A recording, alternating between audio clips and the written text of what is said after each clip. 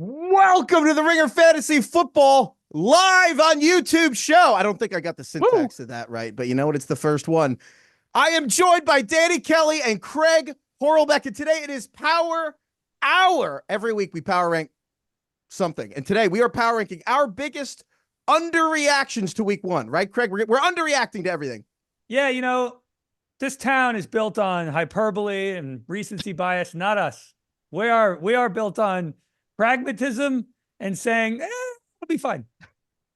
Everybody calm down. That is like basically the focus of today. That includes my cat who's meowing up a storm. Someone let me know if you can hear that. But yeah, so we're going to go. And again, we're live on YouTube right now. Put $1 in the cat jar. Yeah. Heifetz. Yeah. Craig has a Warriors jar. Every time Craig mentions the Warriors, we'll put $1 in the jar. We'll buy something pretty with it. Okay. So we're live on YouTube right now, even though it's Tuesday night, we're recording this. And we're going to be live on YouTube every Tuesday during this NFL season. And this episode is going to be coming to you wherever you get your podcasts on Wednesdays, Apple, Spotify, and also YouTube. All our podcasts are going to be on the Ringer NFL YouTube now. So check out wherever you get your shows. And a reminder, we're doing Sunday recaps. We got Monday waivers and trivia. We got Friday previews, but most importantly, Wednesday Power Hour, babies, which actually on YouTube is Tuesday Power Hour. So we got that all season. Yeah. And we're going to get to Power Hour in a moment. But first, we have to hit some news. So Christian McCaffrey, as you may have heard, missed week one. And Jordan Mason said after the game, the running back who replaced Christian McCaffrey, that he had found out on Friday. And then Kyle Shanahan said, well, I didn't tell him that. I didn't know he wasn't going to play till Sunday. Whatever happened, we didn't find out till like 90 minutes before the game. Yeah. Can't prove that. Can't prove anything. Can't prove that. Yeah. And so now Adam Schefter said before Monday Night Football that McCaffrey not only wasn't playing on week one, McCaffrey might not play versus the Vikings in week two, and mentioned that Minnesota has artificial turf and that McCaffrey might not go out there and play in week two. And then Kyle Shanahan said today that Christian McCaffrey has Achilles tendonitis. One, wow. Two, DK, now that you've had 24 hours and some new information, what questions does this all raise for you?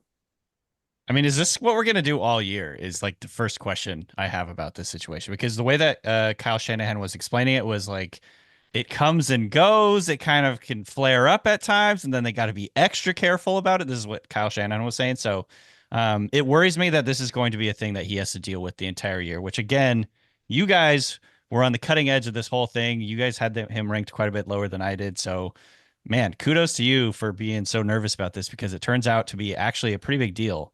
And yeah, like you said, he might not even play week two. Hopefully you got Jordan Mason in your life right now. Power Hour technically hasn't started yet, right? We can overreact to this. Yes. We're doing underreactions, but I can overreact to this. That's allowed for sure. This terrifies me. I don't know where you guys are. We're in the era of the Twitter doctor. Like all over my For You page on Twitter now is these doctors. They have like 100,000 followers. All they tweet about is like NFL injuries, but the stuff about McCaffrey's scary. It's like this acute tendonitis, and they're talking about this is not going to go away. He could come back sooner rather than later, but this is going to wax and wane all season. This is not this is DEFCON. What's the bad one? 1 or 5? 1. One. DEFCON 5 is like, everything's fine. It's the opposite. Yeah. It's the opposite of like, 1's really high. Yeah. DEFCON, but DEFCON 1 sounds. I know. It sounds they need to redo that. Scary. Is that why they did that? I don't know. DEFCON 5, least severe. I just looked it up. DEFCON, yeah. DEFCON 1 is like DEFCON the missiles are on the way. Yeah. The missiles are in the air. Stefania Bell, who does a lot of injury analysis at ESPN and does a fantastic job, and unlike some of the Twitter doctors, he's the best in the space. And Stefania also was like a physical therapist, and so she has a lot of expertise. And I think a point that she made about this was, with a soft tissue injury, there's no test that's like, you're good to go. And so it's not like other injuries where, hey, there's a timeline and all this. There's no way, nobody in Christian McCaffrey's life can tell him, all right, we ran this test. You're good to go, Christian. And here's the thing. There's no way for Christian McCaffrey to know you're 100% healed. There's no way for him to know except going on the field and playing and being like, uh-oh, and you re-injured. That's the only way to know in retrospect you were not 100% healed. And so with that said, if I'm Kyle Shanahan, I don't think I'd play McCaffrey for like a month. I'm not saying they'll do that. But if you're thinking about the Niners, it's guess what? They don't need McCaffrey in the regular season. You don't need McCaffrey till Halloween. You need to win a Super Bowl. The Niners are going to make the playoffs whether or not McCaffrey plays in the regular season. And I'm not, again, my nervous Jewish grandmother energy got me this far with the McCaffrey thing. If I was the Niners, I would pull Kyle Shanahan aside and be like, I need you to chill and like pretend we have Christian McCaffrey out for like 6 weeks and make sure that we are like as cautious as possible. Because the alternative is if he comes back and has an actual Achilles rupture, his career is like, it's maybe going to be over. Is this? I had a take last night, guys, and I want to run it by you. Oh, the 49ers are more fun without Christian McCaffrey. What do you think? I just feel like he's such a ball hog. I like seeing Deebo get the run. They gave Jordan Mason 28 carries. I know, but like, he's not getting 15 targets too. I just feel like it's more fun to see like Deebo Samuel in the backfield and taking runs, and they're throwing it to Ayuk, they're throwing it to Kittle, letting him do his thing. It's like when McCaffrey's in there, it's just like, oh, this is the McCaffrey show. I just feel like it's a little more fun. But that's also just me being a hater. Dropping passes after he got 30 million is really fun. Yeah, that was tough. That was real tough. Do you think this is ground zero for the resting players in the NFL? Load management? It's in the NBA. Are we going to start seeing guys be like, you know what, Travis Kelce, every 3 weeks, he's just going to take a game off because we want to keep him fresh for the playoffs? No, because nobody gets to the NFL that way. No way. The mentality is different. It's the Bear quote. It's like, I'm not like this because I'm in Van Halen. I'm in Van Halen because I'm like this. It's like McCaffrey plays 98% of snaps. That's why he's in the NFL. You can't take that out of him. But I think for fantasy purposes, again, nothing to be done. Jordan Mason's on your team or not at this point. We're going to get some funny fantasy courts after Power Hour about just this whole situation, how insane it is. Jordan Mason obviously played really well. And, every week McCaffrey plays, I think, but to answer your question, DK, yes, this isn't going to go away. I think as a general rule, I think something we don't talk about enough, when a player pops up with like a knee injury in week 2, and then 2 weeks later, he's not listed. The injury didn't go away. No one gets healthier during the NFL season. Injuries don't heal during the NFL season. They get managed. But like, think about how hard it is to heal your own stuff. Like Craig's 30 now. I'm about to staring down the barrel of 30. How long does it take you to tweak your back at the gym? Like, you know what? How long do you need? These guys are playing 5 forever. days later. Nobody used to have a bad back. Yeah. Exactly. I was in the gym the other day and I felt a part of my knee Flex. I didn't know existed. Yeah, flex. I didn't know I had this part of my knee on my knee. It was like the outside left part. And I was like, Heifetz, 75% of adulthood is like figuring out where the pain is coming from. It's probably connected to the fact that my quads are a little tight. Yeah. It all comes down to like stretching. Literally. You need to stretch your hamstrings and your quads and your legs will hurt less. That is what Shout out Connor Nevins, who told everyone who would listen here at the Ringer, who's like, anyone who turns 30, he slacks them and it's like, happy birthday, stretch. Yeah. Drink water. All right. So that's the McCaffrey thing. It's unbelievable. We'll check this. I'm sure, the story will just be a lovely thing we talk about literally all the time. Other injury stuff. Unfortunately, we didn't get to this till right now, but Raheem Mostert and Devon Achane, and if everyone's listening to this on Wednesday, they probably maybe haven't been added, but go check waivers just in case. Raheem Mostert and Devon Achane for the Miami Dolphins are both questionable as of Tuesday. You never know how the injury reports go because Wednesday's when they actually start practicing, but Mostert has a chest injury and Devon Achane has an ankle injury. And so if those guys are available, I would look at Jeff Wilson, who's the backup, and then Jalen Wright, who's the backup, completely different players. Jeff Wilson is Craig and I's age, which derogatory. And then Jalen Wright is a rookie who has barely played football. And so Jalen Wright's the sexier one and honestly probably rostered in a lot of leagues. But Jeff Wilson is probably the one who's actually going to play this week if Achane or Mostert miss time. So if Jeff Wilson's available, I would go and check on him. And again, maybe Mostert and Achane don't miss any time. But Craig, you've had this problem in your leagues with Achane and Mostert. What do you mean? Like, are you concerned? And again, it's Tuesday. We don't know the status, but basically, how fast are you running to the waiver wire to get Jeff Wilson? I probably would have. I already would draft Jalen Wright if I had Devon Achane in my league. This stuff always scares me. I'm such a handcuff guy. I would way rather have a dude sit on my roster the entire season and never play once, just in case your guy goes down. And I think you should have 100% done that with somebody like Raheem Mostert and Devon Achane. DK, do you think it's fair to say that while stylistically Jalen Wright as a prospect is more in common with Raheem Mostert than Achane, but considering he is a rookie who barely plays, do you think it's fair to say that if Mostert's out, Jeff Wilson will probably get the Mostert role just because they're the veterans who do more, like, they understand the offense, blocking, all the important stuff. They're, not small. Whereas Jalen Wright would probably pick up Achane's rushing work. And then I almost feel like Achane's passing work will not be picked up by anybody because it's like Braxton Berrios or something like that. Yeah. Yeah. Like Achane's passing work is designed for him, and that won't just go to someone. It's for the freakazoid. Maybe Malik Washington, the other rookie, but he didn't practice as well. He's been injured. So, yeah, I would say, I don't know. It's tough because I think with Jalen Wright, there's much more upside. He's much more explosive, dynamic, all that stuff. But Jeff Wilson just strikes me as the coach's favorite player. You know what I mean? Like he came over to Miami from San Francisco with Mike McDaniel, sorry. And you'll get that right by like the time one of them is fired. Maybe. I'm not making any promises. But yeah, you know what I mean? Like he's the guy that they trust. He was playing on Sunday, so it's clear right now that he's in front of Jalen Wright, but obviously things could change. Jalen Wright ran like a 4.3. He's super explosive, big play potential in this offense is really alluring. So I don't know. I would probably prioritize Wilson just a little bit, especially if these injuries aren't long-term. All right. Well, glad that it's week 1 and we only have the 2 most important running backs to our show injured for probably the rest of the season. So that's fine. Love fantasy football. Cool. All right, let's get to Power Hour. And for those who don't know, here's the way it's going to work. DK and Craig sent me their favorite underreactions for week 1. I power ranked them all. If you don't like the order, blame me.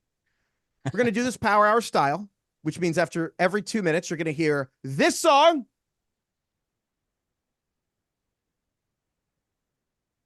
It's a great song. It is. Yeah, it really is. Phenomenal. Man. Phenomenal song. Man, that's good. Just hits. Yeah. I wake up every morning to that song. I don't. Do you? What is your iPhone alarm? It's your ringtone. Yeah. I don't wake up to an iPhone alarm. Well, you have like one of those special like light alarms that slowly makes it brighter in your room. My wife and I have something called a hatch, it's like her favorite thing in the world. It's an alarm clock / like light. So it slowly gets warmer as you wake up. Like the light slowly gets brighter and brighter. And then it's like nice, soft, like nature sounds. It's like birds chirping. You wake up. Is it the big circle one? I think we have that too. It's a half circle. Yeah. It sits on your dresser. Oh, ours is a full circle. Oh, you paid for the expensive one. Yeah. Flex. Yeah, that's a flex. All right. So we're going to do Power Hour style. Wait, are you ranking these did you rank these based on the takes you agree with the most or the takes you the underreactions you respect the most? It's a great question. Yeah. Respect. Okay. So the later we go, the less I respect your thoughts. Like I respect that take. Yeah. Yeah. Okay. Yeah. Because it's so bold, like not like this. I like this out of you. Like this. It's all frisky. different. Ask me and I'll tell you why I disrespected it or respected it. All right. Let's just get into it. All right. So there you go. Kai, put 2 minutes on the top on the clock, baby. All right. Number 1, underreaction from week 1 that I respected. DK, you sent me Joe Burrow and the Bengals will be fine. I respected it because I've been on the Bengals all year and it was a challenge to my authority. That means you're qualified for leadership. Yeah. Everybody needs to chill out a little bit. First of all, the Patriots defense, very good. And the Bengals offense, I mean, even coming into this, you had to expect that they would be a little bit off. Jamar Chase has been holding in all preseason. T. Higgins was hurt. Their offensive line is still in disarray. Amarius Mims missed week 1. And the fact that T. Higgins was out kind of hurt Jamar Chase because then Christian Gonzalez could shadow Jamar Chase. There was just a lot of variables that make me not worry too much about the Bengals as they're currently set up. And the biggest among them, which I'm getting to a little bit late, is that I thought Joe Burrow looked fine. I thought he looked good. Like he was throwing tight spirals. He was accurate with the football. There was a couple of plays where, he hit Mike Gesicki in the corner of the end zone on a fade pass. It should have been a touchdown. On the next play, or they reversed it. The ball hit the ground. They reversed it.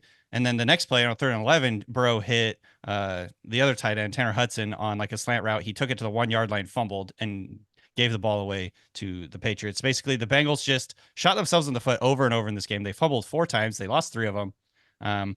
They could not stop the run, so the Patriots end up holding the ball for like an incredible amount of time in this game. The Bengals only had 8 total drives in this game because the Patriots just held on to the football. So I don't know. I just wouldn't overreact to this game. I thought Burrow looked solid is the main thing here, and I'm not too worried about them based on what happened in week 1. Did you see the videos of him like doing this with his wrist? Yeah, but he's been doing that all preseason. I think it's just a tick at this point. You know what I mean? Like I don't. If he re-injures his wrist, that's a different story. But I thought he looked fine throwing the football. Like I'm not worried about his ability to throw a football. Nobody has been more down on the Bengals than me. Nobody. And I'm not like victory lapping after week one. The Bengals have never been good in week one. And my concerns weren't, will Joe Burrow be good in week one when Jamar Chase is warming up and everyone's like, is he going to play? It's about, can the Bengals make it through the whole season? I doubt it. Burrow now 6-9-1 in September. I mean, they haven't had a first half touchdown in Cincinnati in the week one in 3 years. So that's fun. Anyway, sorry. It's kind of more than just Burrow too. I feel like it's just their offense tends to evolve as the season goes on too, for whatever reason. They just like start out really generic and basic. Speaking of bad offenses week one, DK, I'm also giving you the number 2 spot here because your other underreaction from week one was the old quarterbacks coming off Achilles injuries are just rusty, and we should have probably expected that they would be rusty.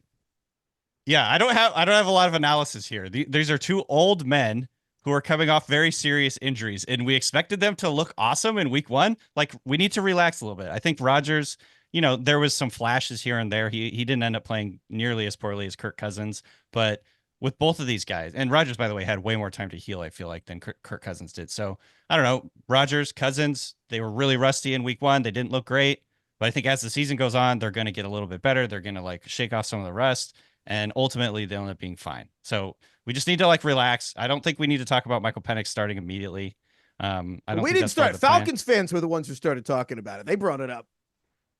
Yeah. I mean, look, maybe they'll do it, but I think right now, just the point is, if you expected Kirk Cousins to come in and be really, really sharp, like I think you were missing the plot a little bit here. I mean, Rodgers was healthy by the time Kirk Cousins injured his Achilles. I mean, Rodgers was ready to come back. What week 9 this year? Based on Rodgers, yes. Yeah. So he's had plenty of time healthy. So I don't know what.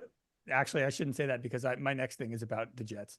Is this something that we should track of? I feel like we really need to laser in next year when we do like fantasy drafts on, if you don't see it in week one, how nervous will you be? Yeah. You know what I mean? Where a player like it was, let's be real. It was really nice to see Devon Chan like immediately be good in week one. Yeah. And it was nice. Pretty terrifying to see the Falcons offense have one more passing yard than the Arthur Smith, Justin Fields offense. I feel like we need to track this next year. Do you think the Achilles is more important to a quarterback or a running back? A running back. It's weird though, because I feel like a lot of running backs, I mean, look at J.K. Dobbins, bounce back, look good. Cam Akers has done it twice, looked good in the preseason, and these quarterbacks are struggling. Yeah, but I think that was here's time ago. Craig, here's the difference. Those running backs are early 20s, and Kirk Cousins and Aaron Rodgers are late 30s. So I think, Rodgers like 40. Based on our earlier conversation, it's a big difference. So, to your point, though, the hitting their back foot and planting on the foot and throwing, I think that all definitely matters a lot for a quarterback. So on that note, Greg, the next one you had similarly, you just had the underreaction from week one. The Jets are good. Yeah. I think everything's going to be all right. And I think we have to treat this as a small win for Jets fans. The bar is on the ground for Jets. Like, we really got to think about that. Rodgers had played what, 4 snaps in 18 months, and they played the best team in the league on the road, and they lost. But you know what? You got out alive. That was the goal. Like you said, DK, the touchdown drive in the first quarter, they look great. That alone is like, you got to win. That's proof of concept. Yes, that's what you take away. Like, Rodgers looked good in moments. He had that beautiful touchdown to Lazard. Everybody got out relatively healthy. You have Garrett Wilson and Rodgers look like they have a great connection already. Rodgers is changing stuff up at the line. Like, the defense is rusty. It's week one. You play the best team in the league. Like, it's all right. The next 4 games the Jets play, Will Levis, Jacoby Brissett, Bo Nix, and Sam Darnold are the next 4 quarterbacks the Jets play. Like, everybody should relax. It's all right. I totally agree with this. I totally agree with this. One, Rodgers has never, frankly, the Packers very rarely played well in week one with Rodgers. In 2021 or 20, I forget, the Packers lost 38-3 to the Saints in week one. Oh, yeah. And then Rodgers won the MVP. So much of Rodgers' game is just improvisation, making switches at the line, getting on the same page with his receivers. This is why it's been like a narrative forever that he hates playing with rookie receivers. This is why Allen Lazard had 2 touchdowns in this game. Wide receiver 3 on the week. Allen Lazard. By the way, I don't want to sidetrack this entire conversation, but can we talk about Garrett Wilson's jersey? last night? His loose What was flaps. going on with his jersey choice here? It was like he was wearing like an antique jersey with a really long like mud flap like sleeves. I don't get it. What's happening here? Kind of loved it. I know. I can't tell This if is it a news actually looks like a kinda Zoomer. cool. It's like a Zoomer fashion thing. Well, now. you know how like dads in the 90s wore Champion and it was not cool back then. It was just like tactical and normal, and dad shoes Tactical. Asics. And then now it's like it's cool to wear Champion and Asics. Yes. It's like when Eli Manning had the flaps, it was lame. But when Garrett Wilson has the flaps, kind of cool. Yeah. He looks like Sam Bradford out there. Craig's other excellent, again, on the same note here. Craig, you had underreaction from week 1, number 4. You had the Falcons will be fine. Yeah, it's like we all got to chill a little bit. All right, they played the Steelers. Their defense was incredible. TJ Watt Game record. single-handedly won that game. He was probably the best player in the league in week 1. Cousins got pressured like crazy. Sixth highest pressure rate in week 1. I just think all the Falcons are buy lows. Nobody should panic. Look, they had a new coaching staff, new offense, week 1. I think Bijan's a buy low. Drake London's a buy low. Kyle Pitts caught a goddamn touchdown. Like and we all got out healthy. We got to be, I think the only goal of week 1, honestly, is like get out alive. Don't get hurt. Yeah. Especially like with everybody slipping all weekend. And it's like, everyone's That's why rusty. Kirk Cousins didn't move. That's why Kirk Cousins couldn't move at all. He was like everyone's slipping. Cousins was paralyzed. He had deer in headlights the whole game. But it's like, look, you made it. He's his first game back since tearing an Achilles, and nobody got hurt. Yeah, you lost by 8. Sorry. Yeah, to like how many field goals did they have? 6. Yeah, you'll be fine. That's so demoralizing. And then Moody on Monday night had 6. And again, oh my God, don't even get me started on the kicking. Go ahead. No, please do. Yeah, I have a whole one on this. Do you? You got the clock. Let me finish the Falcons, and I'll talk to you about the kick. Okay, all right. So the Falcons, just to stick on this for a moment, to your point, I think the Steelers defense could be incredible. And I agree. And also, it reminds me when Joe Burrow was really limited last season with the calf injury in week 1, and it was still week 2. But like by week 3, week 4, he was moving more, and there was no more park and bark. And I think the same thing's going to happen with Kirk. I think you made a good point earlier, Craig, about Rodgers. Rodgers is a month ahead of Kirk, even though it feels like by Rodgers' estimation, he's like light years ahead. I even think he's more. I think he's 2 months. Wasn't Kirk week 5? I think Kirk was week 8. Could be wrong. If only we had some Google internet machine. No, it's the comments will tell us. It's fine. I'm looking it up. How many games did he play last year? He played 8 games in 2023. There you go. Craig was right. There you go.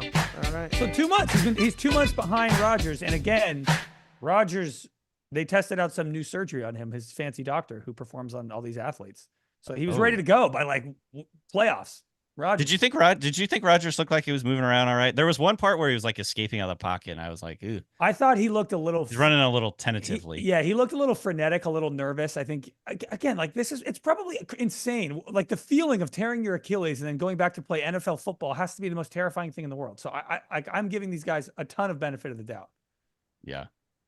I just don't want that. Like, I think your point of not getting hurt in week 1 is so true. Like, just don't ruin everything in week 1. Like, look at what the Puka Nacua going on IR week 1. And now we're like, they're like effed. They have to like change their whole plan. I even feel that way in fantasy. Like, even if I lose week 1, I'm like, if I get through my whole week and no one gets hurt and I lose, like, I'll take it. And while we're on this, just to disrespect Tom, while we're on this, I know that I say this and it's not cool. And I feel like somehow my brand has become like, injuries are bad. Worrying.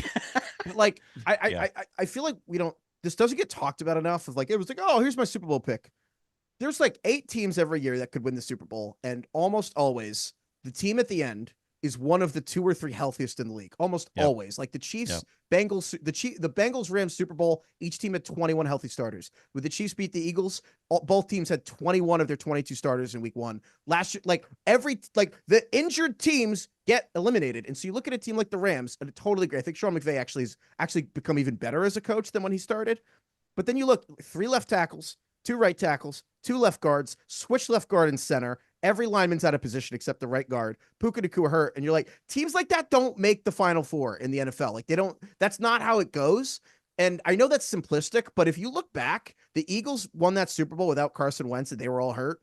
And other than that, hurt teams don't make it far in the playoffs, like period. It really do. That's like the most base. And it's every sport too, right? Like every sport, everyone's like, oh, well, they got hurt. I'm like, yeah, that's how it goes. NBA, NHL, like every sport, you're like, all right, like The healthy teams make it, which is the least possible sexy thing to say.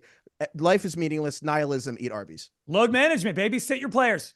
Yeah. Why was Breece Hall in after they pulled Aaron Rodgers? Explain that to me. That's what I was insane. I was tweeting Crazy. about that, Craig. Let's just slam him into the 49ers defensive that is line. My Let's hobby just horse.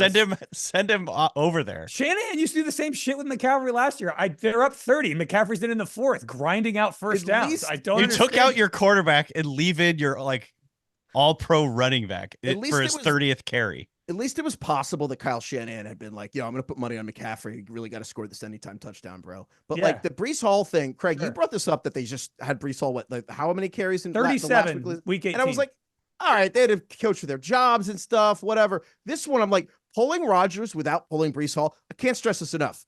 Rodgers only completed passes to 3 people on Monday Night Football. Breece Hall, Garrett Wilson, Allen Lazard. Fewest in like 12 years for Rodgers. To leave one of those guys in reminds me of when I'm in NCAA football and I'm like up 60 points against Rice. And I'm just like, oh, I'll pull the quarterback so it get hurt. I'm like, I'm going to pull all these guys. It's like, oh, that seems like so much work. And I just play it out. Insane to do that. What a drive-by of Rice. Oh, they're fine. Yeah. Harsh. Owls. Pick a harder one. If anyone went to Rice listening to us, email us. Yeah, email us at ringerfantasyfootball@gmail.com. Okay. I mentioned I would do the field goals thing. Next up. Yeah. Underreaction from week 1. This isn't me underreacting. I think everyone's underreacting. Field goals are now participation trophies. Field goals, like back in my day, when I was growing up, you had to go 50 yards to get points.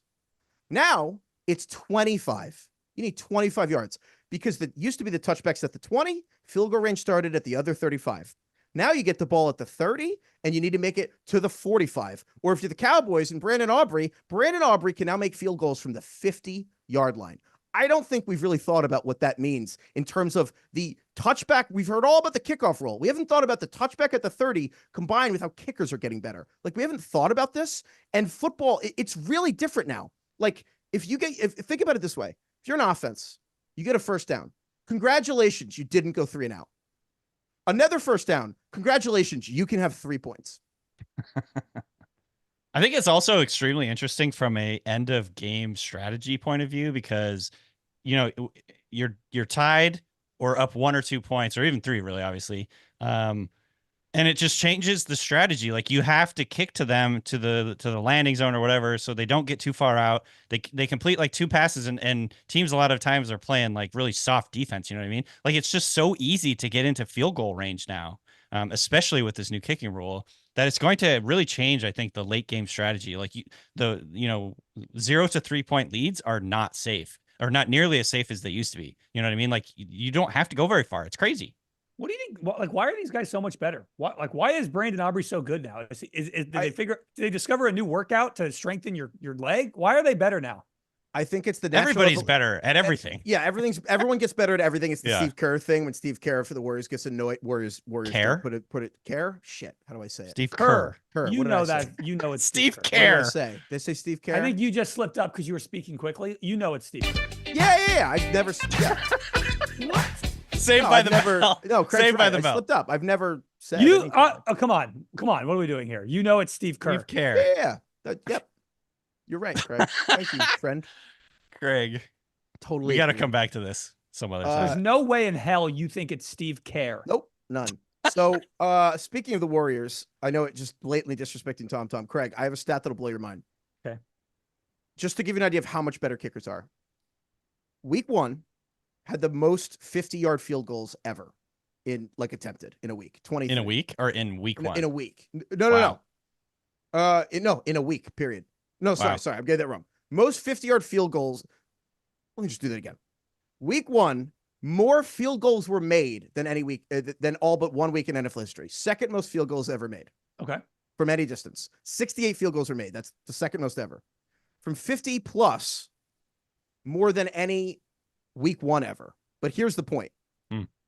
Kickers last week made 50-yard field goals at a better rate than Steph Curry makes free throws. Wow. They hit 91.3%, 21 for 23 on 50-yard field goals last week in the NFL. 21 for 23. To give you an so 23 attempts, they missed 2. To give you context, 11 years ago in week 1, teams tried 4 50-yard field goals and they made 2. I mean, so this correlates nicely with week 1, 2, and 3 of the NFL. I mean, you should be betting all the field goal overs for weeks 1, 2, and 3 because all these offenses are terrible, they're cold, and the kickers are the only thing you can rely on. Yeah. And so all to say, we officially have to bring, if you're in a league that cut kickers from fantasy, you have to bring it back because kickers are going to be a larger part of the game than ever. Like, I mean, it's like kickers were a larger share of the points in week 1 than any time in the 21st century in week 1. So that's terrible. That's not what we want. Well, that's what I'm saying. Because here's the thing. We are either two things. We're entering either into the age of the kicker or field goals or participation trophies. And everyone's going to have to pick a side. So that's where we're at. All right. Weird. Everyone's underreacting to that. Next up, Fair. DK, number 7, underreaction from week 1. You just sent me. I don't Wait, like. Are we going with Craig's one here? Nope. Sorry. Going with yours. Okay, gotcha. You said me, I don't like the league's new illegal formation rule. Correct. And that is me being really. But are you saying other people do? No. This is me underreacting to the situation. If I was going to overreact, I would be screaming and swearing and hollering and hooting and all that stuff. I'm going to try and just like very calmly explain why these rules are absolutely horrific and ruining our sport. Get referees out of our sport. So you agree with the overreactors. You're just communicating it in a calm manner. Yes. Okay. I didn't know. I just wanted to sneak this in, basically. I like that. No refs. You're like an anarchist. I'm filled with white hot rage about these new rules, and I'm just trying to underreact a little bit to it and just be calm about it. So here's the deal. There were 59 illegal formation calls last year in 17 weeks. That's 289 games. There were 15 in week 1 alone. And that's like a 5x rate. This is absolutely ridiculous. No one wants this. No one asked for this. No one cares about this. Do you ever notice if like a guard is slightly off the ball a little bit? Like, who gives a crap? Look, you know what? What are we doing here? You got to crack down, DK. It's week 1. You got to crack a couple eggs to make an omelet. All right. You got to make an example out of people. This is like a power trip by the referee association or whatever. It's no, honestly, what it is, it's the beginning of Pirates of the Caribbean where you're sailing in and they hang the guys in the cove and it's like pirates, ye be warned. That's exactly what it is. Yeah. It's a public execution of being like, hey, everyone watch that game, right? It's going to happen to you. It's so dumb. It's so dumb. Why did they pick this as their emphasis? You know what they should do? After the week 1 of the NFL season, they should say, gotcha, this was still preseason, and then just start in week 2. Honestly, it would be really funny to look at what the playoff standings would change if we just deleted week 1. Yeah. That was a preseason week, what we just watched. And that's the reason we do all this. It's like you look at like week 1 last year, Lamar Jackson, quarterback 28 in fantasy, Mac Jones, second best quarterback. And you're like, all right, well, you know, that's why you do all this stuff. Anyway, that was me underreacting. That was a 5 out of 10 on the calm scale. I mean, I just wanted to scream, you know, especially that first game, the Ravens Chiefs. They called it with like 6 times in the first minute of the game. I'm like, what are we doing? This is a professional football game. What are we doing? This isn't like youth sports. We're not teaching them how to play. Tell your tackles to stop cheating, then. Yeah, it's so dumb. All right, Ronnie Staley, stop cheating. Pretty simple. Next up here, DK, you had Jaden Daniels is good in fantasy, but honestly, same pre-draft concerns. Yeah, basically like. Oh, now you're worried. No. I'm not worried. I'm basically like, we get to do our, victory laps about how he's so awesome in fantasy, but like basically every single thing that we were worried about in the pre-draft process with Jaden Daniels showed up a lot in week 1 as in terms of just what he was doing as a passer. He had 16 rush attempts, just from a fantasy point of view, 16 rush attempts, all-time record. For a rookie quarterback in their first start by 6. The previous high was Anthony Richardson and Steve Young with 10. And so he scored over 20 points as a rusher alone. That's only happened 16 times ever. So obviously this was an amazing job for Jaden Daniels. People that were like talking about him being a fantasy cheat code. He absolutely was. However, as a passer, he was very bad against pressure. 1 for 4 on his 12 pressure dropbacks. He scrambled 6 times out of those 12 pressure dropbacks, which was what we talked about. He doesn't like check it down. He doesn't like go through his reads. He just takes off and runs. He took 2 sacks and 1 throwaway. He was 29th in passing grade among 32 quarterbacks, according to PFF, 30th in passing grade when he was kept clean. And weirdly, and this is like something that I wasn't really expecting, he refused to push the ball downfield. And when he did, he was inaccurate. So super exciting from a fantasy point of view. I'm still bullish on him from a fantasy point of view, but boy, there was a lot of concerns with what he did in week 1 as a passer. Basically, all the rookies were like this, but all the things that we were worried about pre-draft really manifested for Jayden Daniels week 1. Also, just terrifying to watch as a runner. I'm so scared for him. His helmet Flew off twice. Our pets' heads are falling off. It's like, all right, maybe tighten the chin strap a little bit or something. Nobody needs a helmet more than that guy. Yeah. He's too skinny for a helmet. Like, it just seems like the pads don't fit on him. He's so slender. They had to get a custom pads made for him. It's on their to-do list. Get Jayden Daniels a helmet that fits. Anyway, all the rookies were bad. Let's be honest. Well, on that note, honestly, I'm throwing the ball to myself here. My underreaction from week 1. All the rookies who were bad in week 1 will be good in week 2. Oh, thank God. Like, that's a relief. Because you're right, the top rookies were bad, but they're going to be fine. I mean, it's hard to get worse. Then Marvin Harrison would have to have 0 catches to be worse.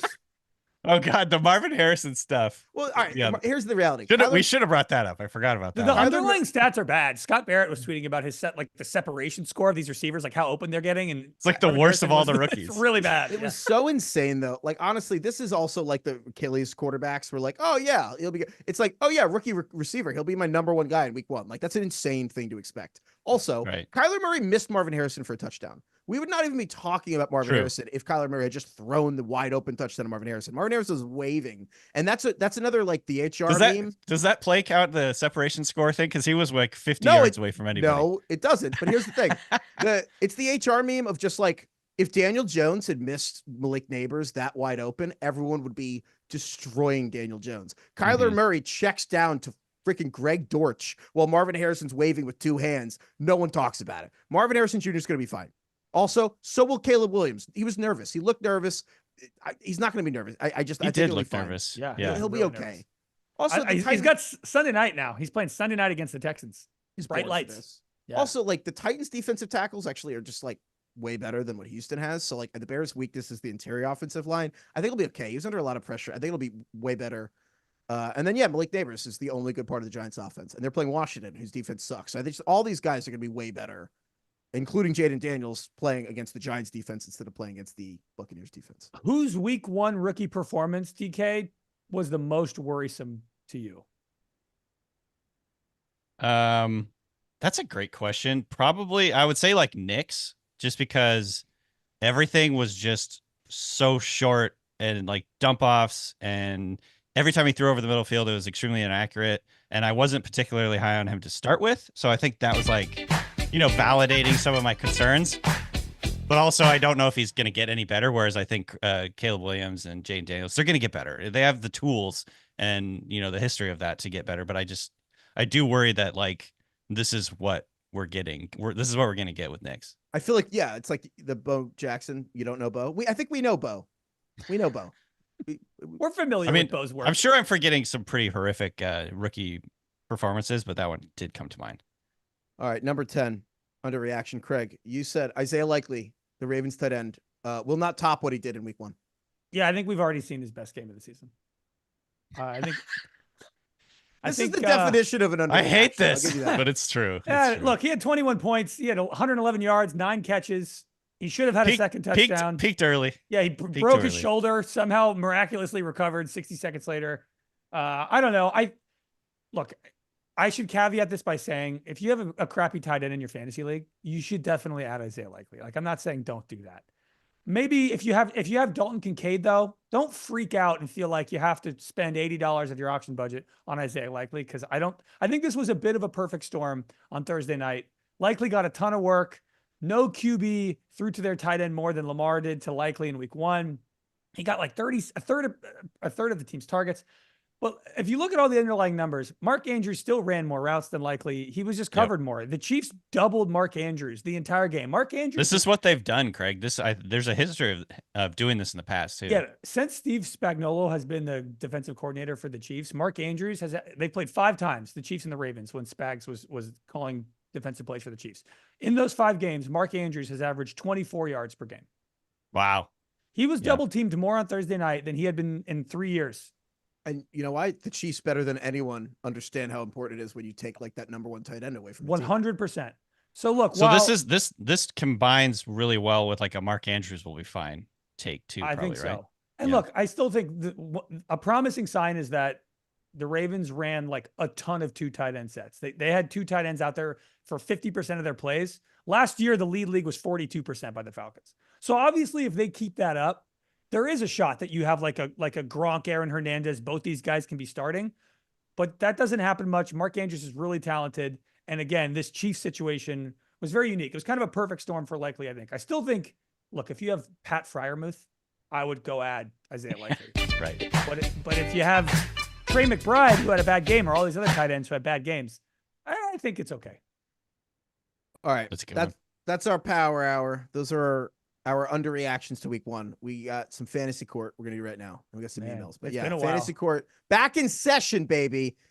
If you got fantasy court problems, call us, baby. Email us at ringerfantasyfootball@gmail.com. We will represent you.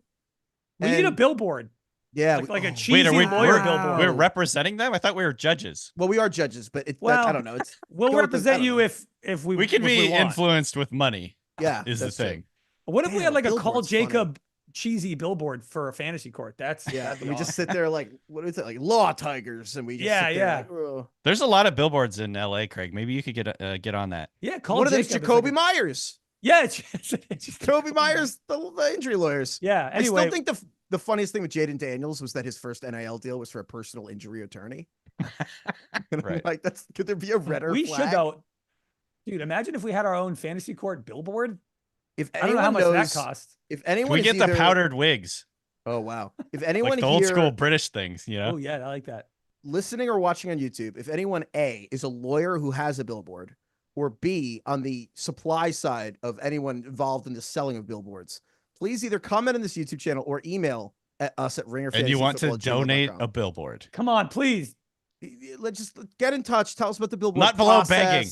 Yeah, Larry H. Parker, that's a classic one. We'll fight for you. Yeah, exactly. Yeah. We could do it. Saul Goodman, baby. It's all accident attorneys. It's basically fantasy accident. Call us. Did you draft Christian McCaffrey? It's like Darlington. We're eligible. We're chasing the stories. Oh man. Oh my God.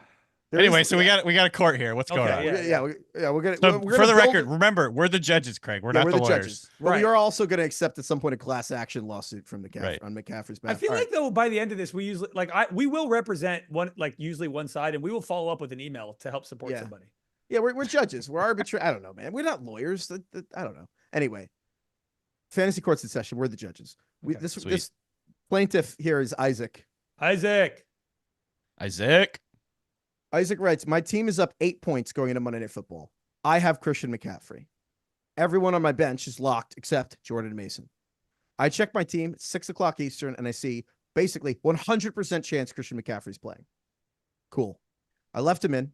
Turns out I lost. And if I had subbed in Jordan Mason off my bench, I would have won. What is the ruling on a next day substitute here? Because I get that it's on the manager to check lineups before every game. But in this case, there's no doubt who the sub would be. And just because I couldn't check my phone in the 90-minute window before kickoff when this changed, I'm screwed. I don't always have that time or mental bandwidth. I'm 35. I have 3 kids. Sorry, buddy. He continues, I don't actually have 3 kids, but what if I did? He said I have 3 kids. He lied? That's He's hilarious. Trying to bait us into... He doesn't have any kids. He has 0 kids. With him? Come on. Sorry, buddy. This is Darwinism. All right. This is survival of the fittest. Like, It's Monday Night Football. You're down 8 points. Like, you need to be locked in. That is the point. You got to be watching that game. Yes. This is like the Happy Gilmore thing. It's like, you got a dog, or not Happy Gilmore, Billy Madison. You got a dog. You got a responsibility. You can't go look for that thing for an hour and give up. You get off your ass and find that fucking dog. Also, like, look, set alerts on your phone, man. Like, you need the second Schefter tweets, Christian McCaffrey is out. You got to act on that. You need to have that set. I don't care how many. It's just a bummer. It's a bummer for you. You have my sympathy, but we're not going to rule in favor of you because he did everything right except for actually pay attention to what's happening in the game. Yeah, stuff. Because we did hear, I don't know, like 45 minutes, an hour before the game. Yeah, good hour before. Yeah. And again, you can have notifications for injuries for your players on your team. Schefter. That's annoying. You know, everyone be on your phone more. That's what. Yeah. No one's on their phone enough. Neglect your 3 children to make sure that Doesn't your have running any back. kids. No, that's why he didn't have children. He needs to play. What was he fantasy doing? football. What's this man doing? That's why you shouldn't have kids. I don't. What do people with no kids do? Yeah. I don't understand this. Was he eating dinner on a Monday night? Like, come on. I would love DK. That'd be a great bit if just every now and then you're like, "What do you guys do with all your time?" Seriously, what do you do? What do you guys do? People can like just text you and be like, "Hey, let's go hang out," and you can say, "Okay, I'll do that." Yeah, like you can do that. Yeah. Honestly, yeah. Sometimes I feel that way about Sundays. Like during the middle of the season, I'm like, what do I do on Sundays in like March? I have no memory of that every year. All right, next fantasy court case here. We got a more complicated one. This is from Corbin. Yeah, that was a warm up. That was a layup you gave us. Thank you. Easy. That didn't even make it to the docket. All right. Like everyone else, our league was surprised to learn about Christian McCaffrey being inactive before Monday Night Football. I happen to be playing against the guy who drafted Christian McCaffrey first overall. We all had a great time clowning him in the group chat until he responded. We all had a good time. Yeah, clowning him until he responded back, check out my team. Turns out he was able to drop a player from his bench that had played yesterday. Kyler Murray. He dropped Kyler Murray and replaced Kyler Murray with Jordan Mason, put Jordan Mason in his lineup on Monday Night Football and played him. I and most of our league were under the impression that you can't drop a player that's already played and replace him with someone who has not and still play him that same week. And we're looking for a ruling on whether the Jordan Mason points should be allowed, as well as what should be done for scenarios like this moving forward. I think this is commissioner negligence. This is on the commissioner. You should know the rules of your league. And if those are the rules, he has every right to act on them. I think this is fair play. And he dropped Kyler Murray. Like, sure, he got a win this week, but like now he doesn't have Kyler Murray. So we'll see if that even was worth it. There's a legal principle. It's a Latin term, so I'm going to totally butcher this, but it's ignorantia juris non excusat, which means ignorance of the law is not an excuse. Nice. So I'm sure I butchered my Latin. Said. That's like the smartest thing I've ever heard you say. Well, you know what? It really, I think, comes into effect here because I personally believe like if you kind of know a loophole in your league's rules, you should absolutely exploit that to the fullest extent. You know what I mean? Like if your league's rule is like, I have a player who's doubtful, but I can put him on IR if he's doubtful or out or whatever. Like I'm using that. I'm using every single rule that I can, as long as it's not cheat. Like you're not, working with someone else on something like that. That's collusion. But like, yeah, this is one of the rules, and he knew about it, and so he used it. And the difference is very simple. The ESPN does not allow you to do this, but Yahoo does. And I agree. If you want future examples to not be like that, you can change the rule. But I agree. Do you really want to incentivize people to not try really hard?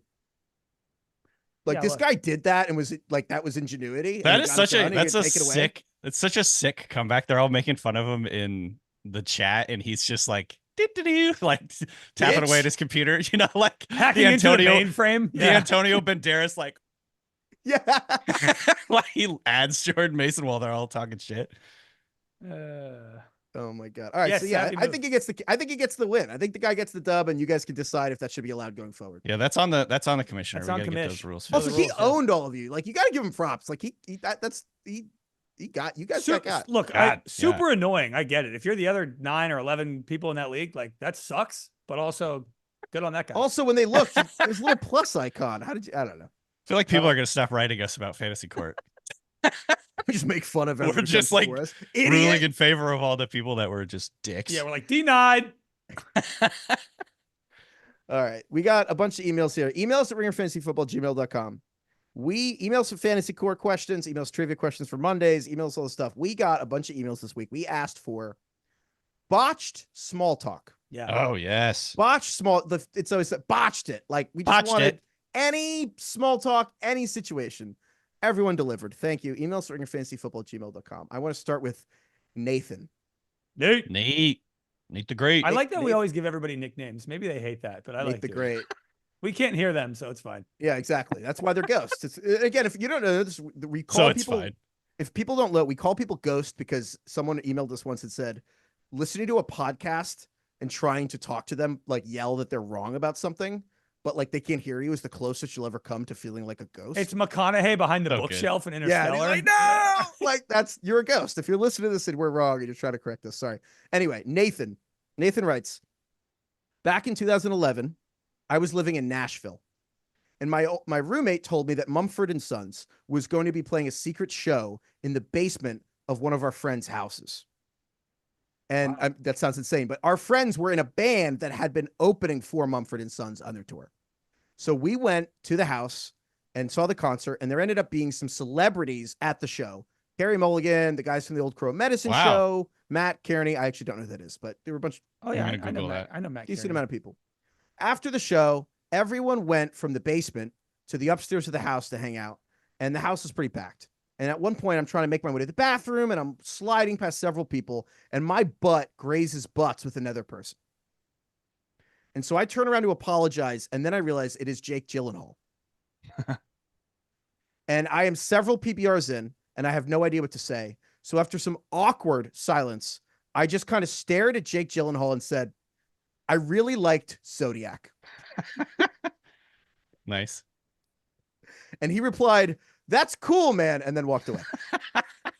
I don't even know if you have to apologize for the accidental butt graze. The butt on butt graze, I think is There's no other combo that's better. It's like Winston Churchill Right. said, democracy is not the best form of government. It's just that, like, it's the least bad we have. Yeah. That's the butt to butt. if it was hand to butt, that's a whole different situation. Butt to No, butt, yeah. I'm not even sure you needed to address Jake Gyllenhaal. What are you supposed to do other than butt to butt? Anything else doesn't. Right. You're not going to turn the other way and go crotch to butt. That's No. not the move. No. Definitely not crotch to crotch. Not well. I think Gyllenhaal was turned around. You're not going to turn him around. Yeah. No, you're not. No, yeah, you're not going to spin Gyllenhaal. Hold on. around. You grab his I shoulders. really turn- like Zodiac. I think also you could have done worse than I really like Zodiac. I think. What if you would have said a movie he wasn't in? Yeah. That would have been better. Yeah, he's like, I really like Hell or High Water, and he was like, yeah, it's Yeah. Chris Pine, and you're like, ah. Dark Well- Knight. He's like, that's my sister. Craig, I feel like, or actually, Heifetz has probably had one of these scenarios. Heifetz runs into famous people all the time for some reason. Yeah. He's just blessed in that way. I'm Have just- you ever run into a movie star, Heifetz? And we need Uh, physically run into them because I feel like you would have ran into a movie star. No, I've never physically bumped into. No, I don't think so. Too bad. Kiera It'll happen Washington's soon. kids almost ran into me. Okay. Well, actually, they did, but it was with their little electric trucks on the Sunset Gower lot, and it was cool and it was fine. Anyway. They like ran into you with a Yeah. car. Because the old Ringer office looked right into the White House set for Scandal. So Kerry Washington's kids were always right outside the door. And then one day, she had this like sick, those like really cool electric car toys that are like hundreds of dollars that like you really can like drive the car. Yeah. Those are the Kids were best. just whipping those around and just ran over my foot. And I was like, it's all good. What am I going to do? Sue her. You know? Make her pay Yeah, you. Sue. Yeah. Then Well, me I now. didn't think, yeah. All right. Next up here, we got Botched Small Talk. We got an email from Josh. Joshua. Joshy. A member of our church passed away, and I attended the funeral. I already hate this. I don't know what happens, but I already hate it. Yeah, the I atten- funerals, it's never good. Yeah. I attended the funeral with my mom. My mom is notoriously socially awkward. And so we go up in the line when we greet the grieving daughter, my mom was so nervous. She goes up and says, congratulations. Oh, Maybe just this person shouldn't go to funerals. That's why we invented Cringe, which is the app to trade lives with people, and you have to Move pack to a up, new city. it's witness Start a new protection life. for embarrassing moments. Yeah. Yeah. start a new life. You can never come back. Oh, that's tough. I would love to know. She was thinking condolences. Yeah. Right. Uh, Oh, that's a nightmare. yeah. Absolute nightmare. I would love, is there anything else? Like, well, how did she respond? How did the grieving daughter respond? Did Josh say? He said that he was so flabbergasted that he just sat there and said nothing, and they just moved on. Oh, Oh my They god. just moved away. Oh, That's like a Curb moment. That's Yeah, that is. That's tough. Condolences. Congratulations. Oh, we got an email from Alec. Alec. One year I was delivering pizzas on Christmas Eve, and I took a big order out for delivery, 10 pizzas. And I'm assuming it's for a family celebrating Christmas. Get to the house, just one guy there comes to the door. Just one guy. And this guy's wearing a long-ass trench coat, like the kind people wear when they're also trying to sell drugs while staying warm. Okay. Mm. Where's this going? And this guy's T-shirt is a diagram photo of the moth that the killer from the movie Silence of the Lambs stuffs in the victim's mouths when he murders them. Oh, my. Oh, dear. Alex a little on edge. Yeah. There's some red flags happening here. And I'm watching him sign their receipt, and he's not writing a tip down. And I'm like, this is $100 of food. Like, fuck this guy. Mm-hmm. And so I get all nervous, and I wanted to very confidently be like, thank you. Merry Christmas. But what actually came out was, thank you. Happy birthday. See, I actually, that's even better because now Alec is psychologically messing with this pizza guy, now he's kind of on his same level. Now that guy's like, wait a minute, what's the delivery guy's deal? All right. One more here. What was he doing with those 10 pizzas though? Dude, I don't know. I was kind of wondering that. Feeding the people in his basement? Yeah. I mean, that's where my mind went. Oh, God. Heifetz is just figuring it out. Fuck. Yeah. All the people in his basement. Or maybe he was taking them to his family's house. Yeah. Or, he had friends. Yeah. Or Could be one of the two. They were coming over in an hour. And they were just in the other room, standing right there. He was getting ready for You think they're like, yo, put on the Silence of the Lambs shirt for the pizza guy. It was Christmas Eve. I know. I need more details. What time was it? Were there lights on the house? That's a good. Were there lights? Yeah, that's a good one. Yeah. All right, we got one more funny encounter here from Sam. Happy birthday's funny. Sammy. Sam. This is not a botched encounter, but this is very relevant to our last episode. Okay. My best friend. This is from Sam. My best friend of 48 years is a professional musician. Wow. Yes, I'm the same age as Bill Simmons. Nice. My friend plays drums for a band that was very popular in the 70s and 80s, and my friend replaced the original drummer. So years ago, I was living outside Denver and met my friend in town. And because my friend and I in the band, they were playing a show in Denver. So we go to lunch near the venue and we're waiting to order. And my friend flags down a couple who was also at this restaurant, and he doesn't live in Denver. And so he introduced me to this petite brunette woman with a pixie haircut. She's named Pat. Her husband is named Neil. And we exchanged pleasantries and they proceeded to their table. And then I asked my friend, you don't live in Denver. Like, how do you know this couple? And he looked at me blankly and said, Sam, you Pat Benatar. idiot. That's Pat Benatar and her husband, and they're opening for us tonight. Hey, we just talked about Pat Benatar. That's the only reason why I thought about it. Love that. You got Pat Benatar. Wow. There you go. See, it's not just me. It's Uh, not just me that doesn't know who Pat Benatar is. and I guess, and she was even more relevant because he didn't say what year this was, right? No. She was more relevant than years ago than she was now. Yes. So that's even worse. Yeah. Yes. So there you go. So he says years ago. Yeah. Yeah. I want to know what band this dude's friend was a drummer in. I Me feel like too. it's big because he He really said underplayed. very popular in the 70s and 80s. This guy Pat Benatar's opening. yeah. Leonard Skinnard. Journey. Gonna Journey. name bands. Yeah. Let's just Fleetwood keep Mac. guessing. Yeah. You never know. Yeah. All right. It would be Mick Fleetwood. That would be nuts. he's listening to our Mick pod. Fleetwood. Well, no, it'd be Mick Uh, Fleetwood's friend, but yeah. Oh, well, still, that's cool. Yeah, that'd be. I'll if take it, Craig. If We'll you're probably play him dude, this part of the show. Sam, if you're friends with Mick Fleetwood, hit me up. Hit us up. Yeah, Yeah. I Wait, love hold on. Fleetwood Wait, no. Or now's if my- you're Mick wait, Fleetwood. No, now's my moment. Okay. If this Okay. guy is friends with the drummer Fleetwood Mac, Oh yeah, give your pitch. okay. This is my $1 billion idea. I'm giving it away for free. I don't know if you anyone- should be doing this, but yeah. It's not for the money. It's We're for the love of live. the You game. can't cut this out later, No, guys. it's for Money, the love of the game. Yeah. If anyone knows Stevie Nicks, anyone who can get in contact with Stevie Nicks wrote a song. She came across the Twilight movie and was so taken with the Twilight movie that Stevie Nicks wrote a song called Moonlight, A Vampire's Dream. That's an entire song about Edward Cullen and Bella from Twilight. She loves Twilight. Jackie went to a concert of hers and she gave this whole speech about like how much she loved Twilight. Anyway, Like Mamma Mia is a jukebox musical for ABBA. Fleetwood Mac and Stevie Nicks should do a jukebox musical of all the Fleetwood Mac, Stevie Nicks catalog for Twilight. Put it on Broadway. It will sell out for 20 years. Vampires are back. Fleetwood Mac is back. Spookiness is back. This would sell it out. Someone get in touch with Stevie Nicks. Make it happen.